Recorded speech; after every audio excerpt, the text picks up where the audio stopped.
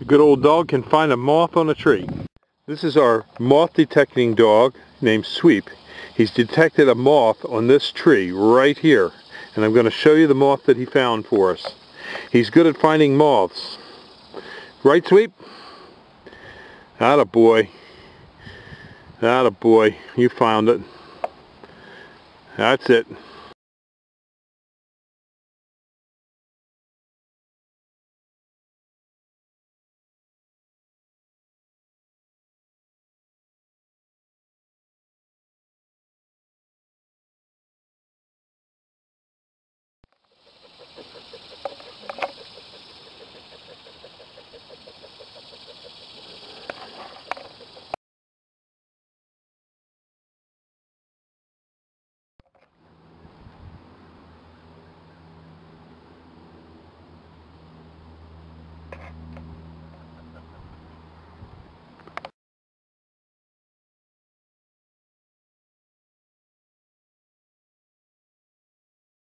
We trained this dog to find moths and such critters as bagworms on our trees in our nursery, so that we can find small bagworms or large bagworms, and he can find all kinds of bugs as well.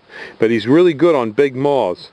But we tried to train him on bagworms, but we found that this dog is exceptionally good at finding bagworms and moths. And so here he is doing his duty. Thank you very much, Sweep. Bagworms on Arborvitae at Highland Hill Farm. Here's an example of bagworms that are on trees. You can tell they're bagworms because they are little round cylinder guys that are crawling around on the tree. They usually have a bag over the worm so you can't see the worm itself. And they use the foliage that they eat off the tree to camouflage their bags. Most of the time when we see bagworms, we go over and we take them, we squeeze them with our fingers just to kill them because there's not a lot of them. But if you go see there's a whole bunch of them like there is on this tree, you may have to spray. And there's an economic threshold where it's worth spraying or it's not worth spraying. You have to see if it's worth it or not. If it's on multiple trees, sometimes you may not see a lot of damage, but there could be one or two. So what we do is we spray them and then we take a sample to see how many of them have died in the sample. Now when you take the sample, you can't squish them in your fingers because that wouldn't make the sample right. So you take a whole bunch of bagworms that you have not squished, that have just been sprayed, and see how effective this spray has been. Now this has been sprayed 3 days ago, so the sample that we've got is about 20 bagworms there, maybe give or take a couple of them. And we line them up all in rows kind of so we can see which ones are going to move or not. After we line them up, we let them go for a little bit and see how many of them are still alive. Now just because it's still alive after being sprayed for 3 days doesn't mean that it's dead.